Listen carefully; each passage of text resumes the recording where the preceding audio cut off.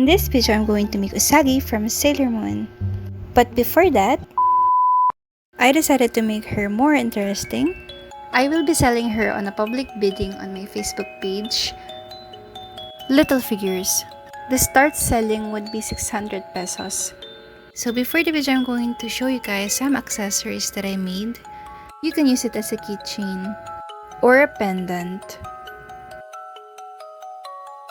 I also added a tin canister so you can stand her, but you can also use a figure stand.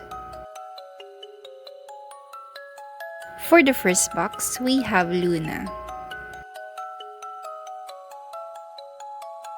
Luna have a hole on the bottom part. We can hide Usagi's metal findings connection. Let's check the second box.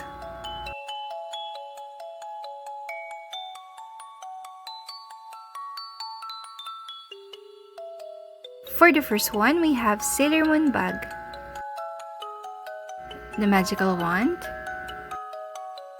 I also added sleep eye mask so that Usagi can sleep and rest. On her left hand, I attached small magnet.